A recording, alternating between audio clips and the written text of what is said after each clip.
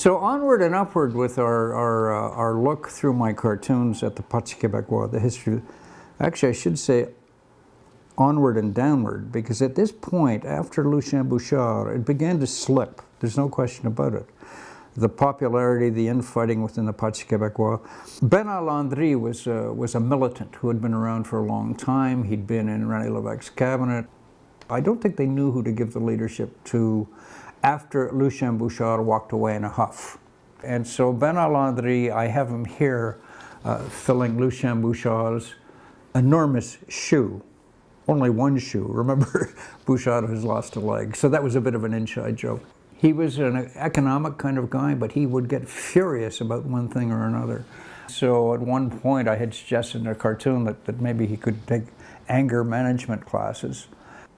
He shuffled along with this sort of pipe dream. He said that Quebec was going to be separate in 1,000 days and that sort of thing.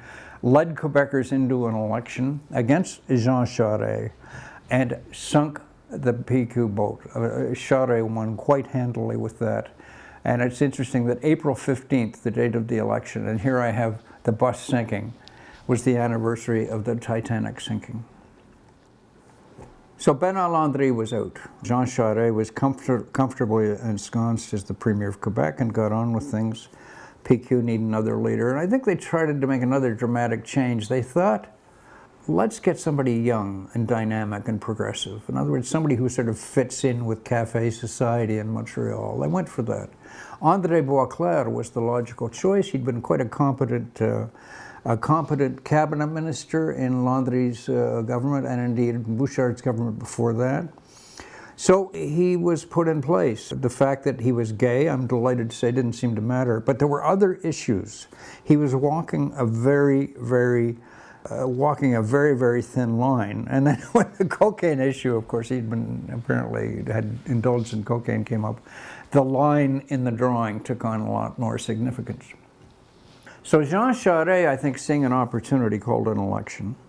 And Boisclair led the Parti Quebecois to its worst election result. They came in third. And he was clearly gone, a very brief period. One cartoon of him summed it up, I think, and he said that the Parti Quebecois is not a party like others. Here we're very up front, and all these knives are stabbing them in the front. They don't even bother with the back anymore. So, two weak leaders, Bernard Landry and then Boisclair. Who next? Who are they going to pick next? Well, somebody who had been biting at the bit for a very long time was Pauline Marois. Again, she went back to the Lévesque days and had been a stalwart back in that time. Despite the fact that she was very rich and really didn't fit the profile of a classic Parti Quebecois sort of working class person. Well, she jumped into the mud pit, if you will, with Jean Charest, and there's sort of great exchanges over a period of time. Charest left and resigned, and so it was sort of an open field, and Pauline Marois ran an election against the newcomer, Monsieur Couillard, and won the first election, but she only won with the slimmest majority. Pauline Marois was getting some very bad advice, and some very embarrassing issues came up. She based the upcoming election on was the Quebec Charter of Values. My most popular cartoon of the last 10 years, I suppose, came about when Miley Cyrus in a video wrote a wrecking ball. And I saw it on the news and I thought, if you just add a few love handles to Miley Cyrus, it turns into Pauline Marois. So I drew this of Pauline Marois on a Quebec wrecking ball. Pierre Carpelado decided that he wanted to run for the Parti Quebecois. When he came in, I suggested that he wouldn't get on Pauline Marois' bus. Instead, he'd ride around in his own limousine.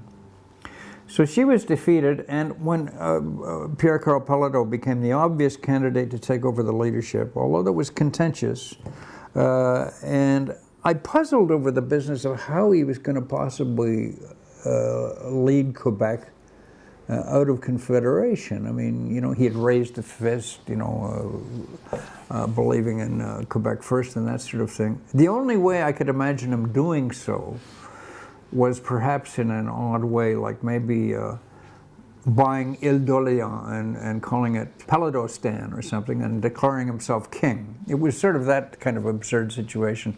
I started to have a lot of fun with him, and drawing him, for example, as sort of evil characters like the Joker and Batman and so on. He has that quality to him.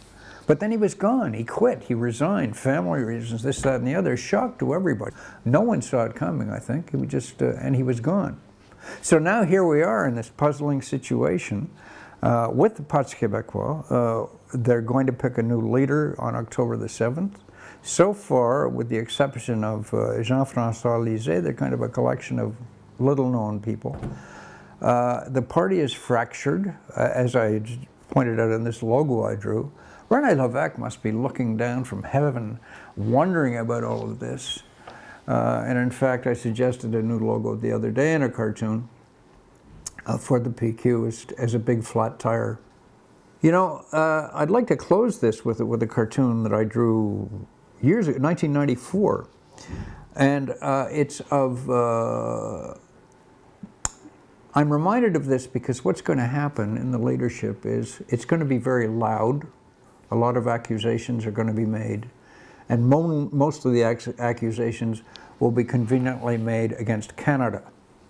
So what goes around comes around. This next cartoon is called Put Up and Shut Up. And it's Quebec with a big drum, boom, boom, boom, and Canada carrying the drum saying, put up and shut up. You just have to do that. The interesting thing about this was Pierre Elliott Trudeau's favorite all-time cartoon.